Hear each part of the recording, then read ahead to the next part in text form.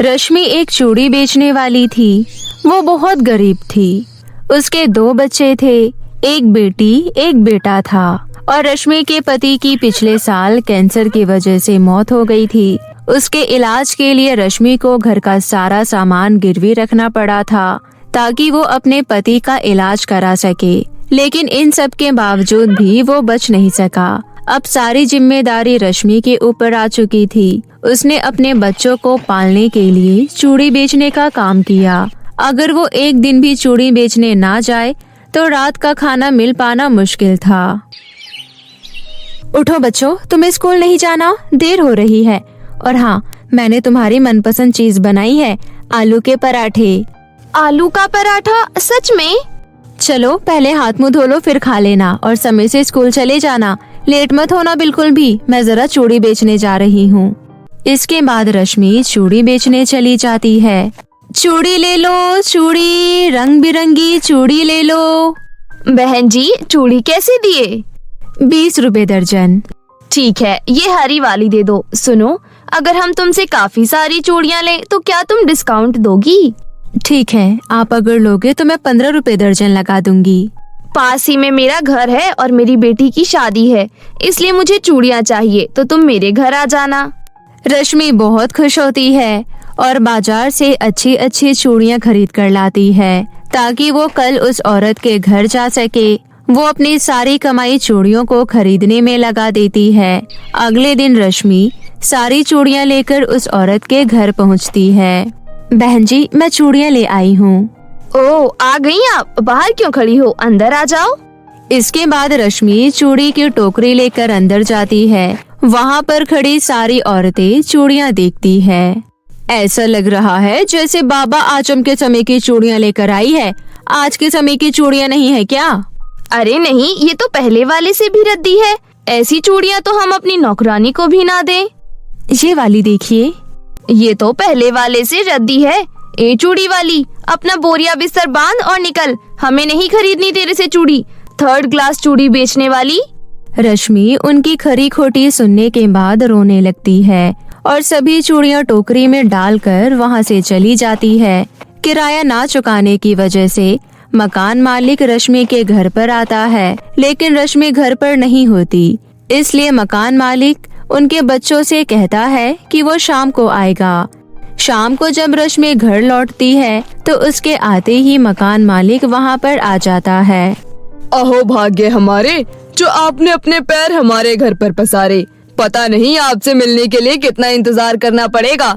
अरे आप तो अंबानी से भी ज्यादा बड़ी बिजनेसमैन हो। क्या हुआ मालिक, आप ऐसे क्यों बोल रहे हो? मुझसे कोई गलती हुई है क्या? ओहो हो, गलती? और आपसे? हमसे गलती हो गई आपको अपना घर किराए पर देकर। मुझे माफ कर दीजिए, मुझे याद था आपका किराया। मैंने फिर उन पैसों से चूड़ियाँ खरीद ली। मैंने सोचा कि अच्छी बिक्री होगी तो किराया भी दे दूंगी और घर का खर्चा भी पूरा हो जाएगा। इस वजह से मैंने उन पैसों से चूड़ी खरीद ली। तो फिर देरी किस बात की है, लाओ पैसे। लेकिन मेरी एक भी चूड़ी नहीं बिकी, बस पूरे दिन 50 रुपए की ही बिक्री हुई है। देखो, ऐसे नहीं चलेगा। पहले ही मैं 2 महीने की छूट आपको दे चुका हूँ, ये सोचकर कि आपके 2 छोटे छोटे बच्चे हैं। लेकिन अब और नहीं। अगर तुमने कल किराया नहीं दिया तो परसों अपना सामान उठा कर ले जाना। लेकिन मैं इतने सारे पैसों का इंतजाम कैसे करूँगी? कृपया करके आप मुझे कुछ दिनों की मोहलत दे दीजिए। नहीं, अब और नहीं। मैं पहले ही बहुत इंतजार कर चुका हूँ। अब सर से पानी ऊपर जा चुका है। अगर कल पैसे दे दिए तो ठीक है, वरना अपना सामान लेकर यहाँ से चली जाना। इतना कहकर मकान मालिक वहाँ से चला जाता है और रश्मि बहुत परेशान होती है, क्योंकि अगर कल सुबह तक उसने उसको पैसे नहीं दिए तो वो अपने बच्चों को लेकर कहाँ जाएगी। इसलिए वो उसी शाम अपने सगे संबंधियों के पास मदद मांगने जाती है, लेकिन कोई भी उसकी मदद के लिए आगे नहीं आता। सब तरह तरह के बहाने बनाकर उससे पीछा छुड़ाने की कोशिश करते हैं। रश्मि अपनी सुध बुध खोकर एक सुनसान रोड पर चली जा रही थी कि तभी एक कार उसके पीछे से गुजरती है। उसकी रफ्तार बहुत तेज थी, इसलिए वो गाड़ी जाकर पेड़ से ठुक जाती है। उस गाड़ी से बहुत धुआं निकल रहा था। उसमें एक जवान लड़का और एक बूढ़ी औरत बैठी हुई थी। उस औरत और उस लड़के के सर से बहुत खून निकल रहा था। रश्मि के अलावा कोई भी उनकी मदद करने वहाँ पर नहीं आता, इसलिए रश्मि ही उन दोनों को टैक्सी में हॉस्पिटल ले जाती है। डॉक्टर साहब प्लीज आप इन्हें देखिए ना, इनका एक्सीडेंट हो गया है। इतना सुनकर डॉक्टर उन दोनों को आईसीयू में ले जाता है और उनका इलाज शुरू कर देता है। इलाज खत्म होने के बाद वो आईसीयू से बाहर आता है और रश्मि से कहता है, अब वो दोनों ठीक हैं, डरने की कोई बात नहीं है। वैसे आप जानती हैं कि वो कौन है? जी नहीं। मैं बताता हूँ, वो शहर के सबसे बड़े उद्योगपति मिस्टर किशन जी की पत्नी और बेटे हैं। आपने बिना जाने उनकी मदद की, सच में आप बहुत नेक दिल हो। इसके बाद रश्मि अपने घर जाती है। उसके बच्चे भी बहुत परेशान थे और रश्मि आज भी पैसों की कोई व्यवस्था नहीं कर पाई थी। अगली सुबह मकान मालिक आता है और उनका सामान निकालकर बाहर फेंक देता है। रश्मि अपनी चूड़ी की पोटली उठाकर रोड पर रख लेती है और बेचने लग जाती है।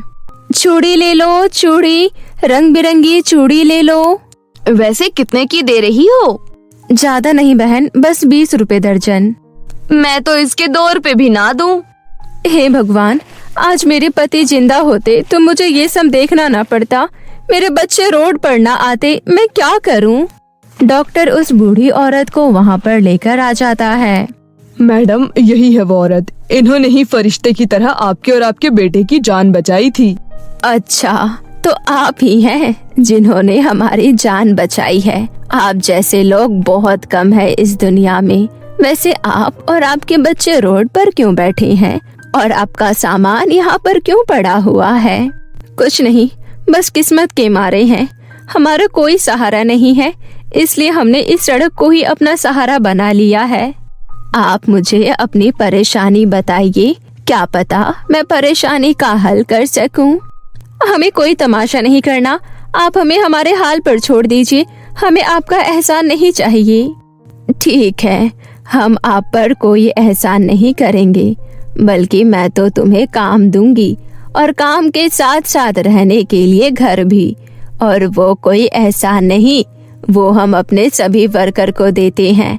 हमारे पास में एक छोटा सा मॉल है और उस मॉल में हमारा एक छोटा सा ब्राइडल कलेक्शन है और हमें कोई ऐसा इंसान चाहिए जो ईमानदार और मेहनती हो। वैसे आप कितने पैसे दोगे? 14,000 रुपए महीना। ठीक है, मैं कल से ही काम शुरू कर दूंगी। इसके बाद सब कुछ ठीक हो जाता है। रश्मि को एक मॉल में अपना मनपसंद काम मिल जाता है और वो अपने दोनों बच्चों को अच्छे से स्कूल में दाखिला करवा देती है और अपने जैसे कई छोटी चूड़ी बेचने वालों की मदद भी करती है, ताकि और चूड़ी बेचने वाली को उसके जैसे दिन ना देखने पड़े। ऐसे ही वो सबकी मदद करती थी और अब वो अपने घर में अपने बच्चों के साथ हंसी खुशी रहने लगी थी। बहुत समय पहले की बात है। एक छोटे से गांव में सुनैना अपने माता पिता और छोटी बहन त्रिशा के साथ रहती थी। सुनैना के माता पिता ज्यादा अमीर नहीं थे। वो लोग जैसे तैसे अपना गुजारा चला रहे थे, परंतु फिर भी वो परिवार थोड़े में खुश था और आपस में ही हंसी खुशी जी रहा था। परंतु ना जाने एक दिन उनके परिवार को किसकी नजर लग जाती है।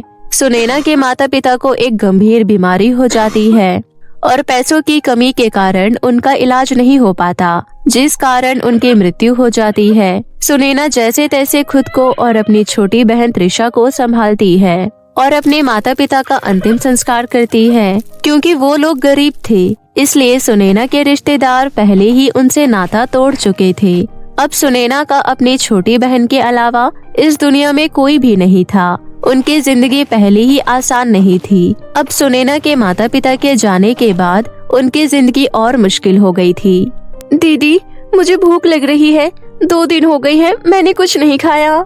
मैं जानती हूँ त्रिशा, पर घर में अन्न का एक भी दाना नहीं है और ना ही पैसे हैं। जो पैसे बचे भी हुए थे वो माँ पापा के अंतिम संस्कार में खत्म हो गए। पर तू चिंता मत कर, मैं कुछ करती हूँ। इसके बाद सुनैना अपनी बहन त्रिशा को घर पर छोड़कर बाहर काम ढूंढने चली जाती है। वो फैक्ट्री में जाती है, दुकान में जाती है, परंतु उसे कहीं काम नहीं मिलता। फिर वो थक हार के एक घर में झाड़ू पोछे का काम ढूंढने जाती है और वहाँ की मालकिन सुनैना पर तरस खाकर उसे काम पर रख लेती है। अब सुनैना एक दो घर में और काम ढूंढ लेती है और वो अब घर घर काम करके अपने घर का खर्चा चलाने लगती है। परंतु उसके इतना काम करने के बाद भी पैसे कम ही पड़ जाते थे।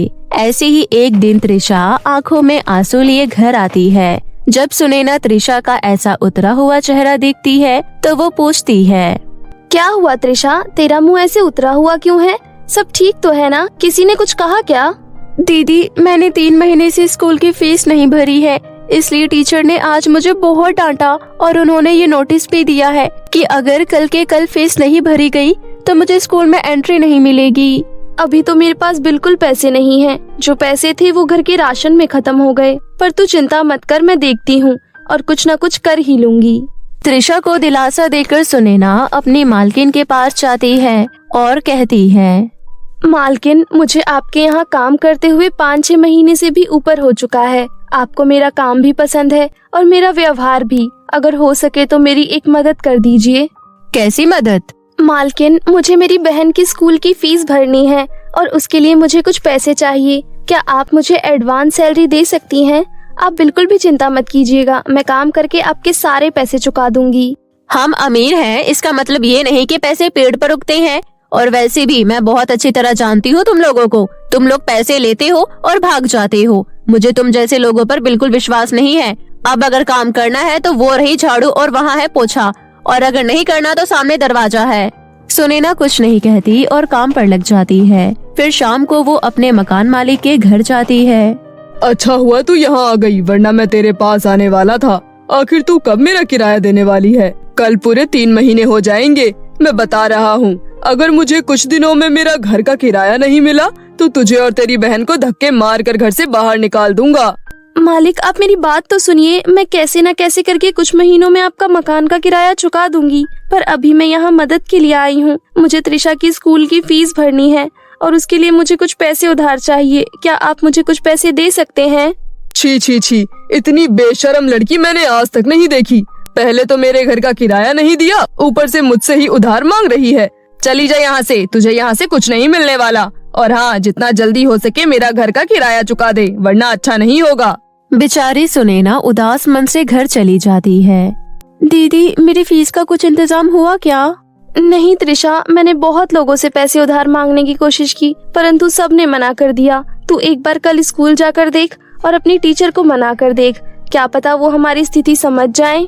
तृषा का बिल्कुल भी मन नहीं था, परंतु फिर भी वो अपनी बहन की बात मानकर स्कूल चली जाती है। लेकिन उसकी टीचर उसके साथ बहुत बुरा व्यवहार करती है। तू फिर बिना फीस के मुंह उठाकर आ गई। तुझे कल कहा था ना कि अगर फीस नहीं लाएगी तो स्कूल भी मत आना। टीचर जी, मेरी दीदी ने कहा है कि वो 1-2 दिन में फिर जरूर भर देंगी। तेरी बहन 3 महीने से यही बात कह रही है, पर अब बहुत हो गया। अब जब फीस लाना तभी स्कूल आना। ऐसा कहकर टीचर तृषा को स्कूल से बाहर निकाल देती है। तृषा रोते हुए घर आ जाती है और सुनैना को सारी बात बताती है। सुनैना जैसे तैसे तृषा को शांत कराती है। अब दोनों बहनें मिलकर घरों में काम करने लगती है और अपने घर का खर्च चलाने लगती है। ऐसे ही एक दिन वो अपने घर पर होती है, तभी उनका मकान मालिक आ जाता है। चलो अभी के अभी इस घर को खाली करो। क्या हो गया मालिक? हमने तो आपके 3 महीनों का किराया चुका दिया है, फिर आप ऐसा क्यों कह रहे हैं? क्योंकि मुझे तुमसे ज्यादा किराया देने वाला परिवार मिल गया है और वो मुझे किराया भी समय पर देगा। इसलिए मैं नहीं चाहता तुम लोग अब यहाँ रहो। तो इससे पहले कि मैं तुम्हें धक्के मार कर निकालूं, तुम लोग खुद ही अपना बोरिया बिस्तर लेकर यहाँ से निकल जाओ।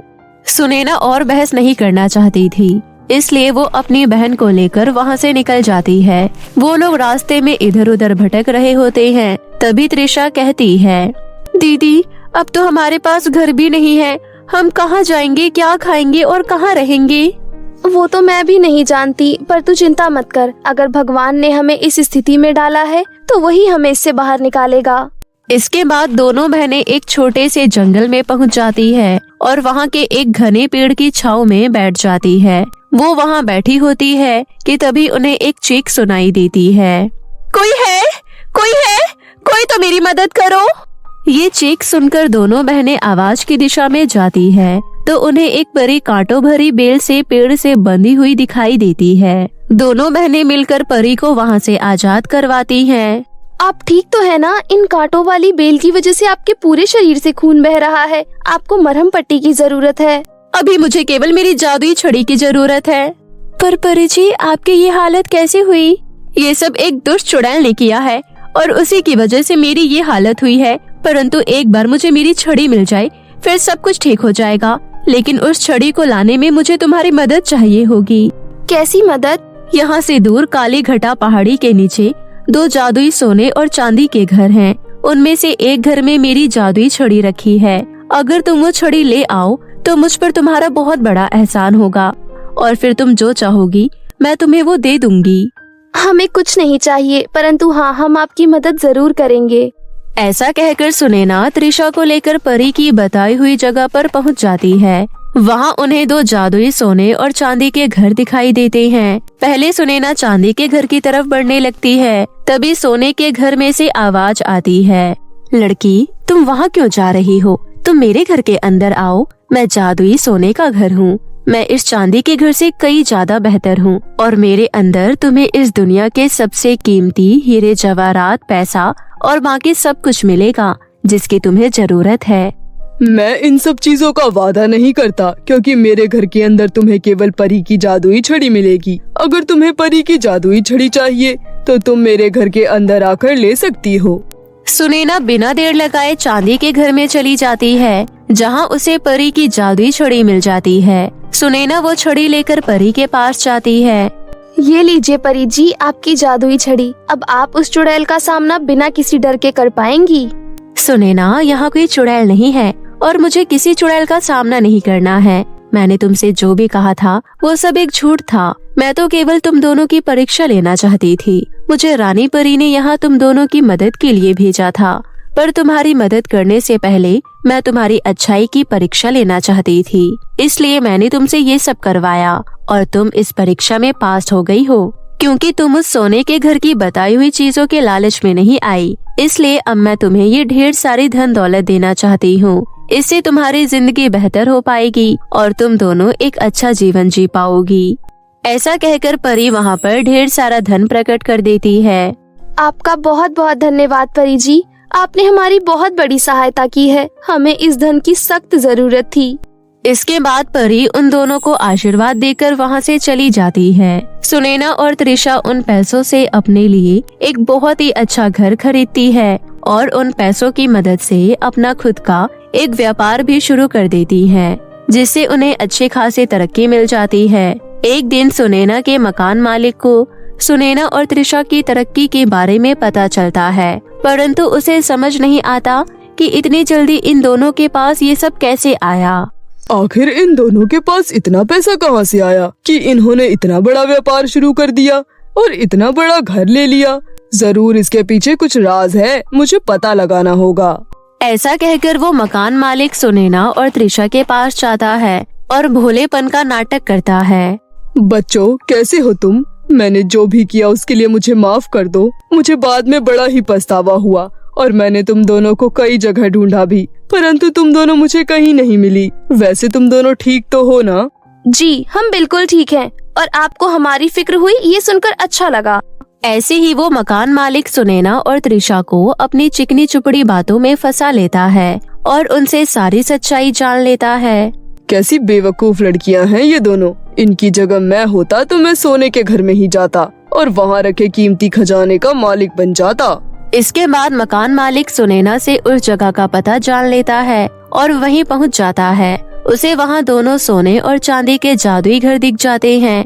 वो बिना देर लगाए सोने के घर में घुस जाता है, परंतु वहां उसे खजाना तो नहीं मिलता, लेकिन एक बहुत ही दुष्ट चुड़ैल मिल जाती है। वो चुड़ैल उस मकान मालिक को अपना बंदी बना लेती है और अपनी गुफा में ले जाती है और उस दुष्ट मकान मालिक को उसके की सजा मिल जाती है। यहाँ दूसरी तरफ सुनैना और त्रिशा का व्यापार और तरक्की करने लग जाता है और वो दोनों बहनें लोगों की मदद करते हुए एक अच्छा जीवन जीने लग जाती हैं।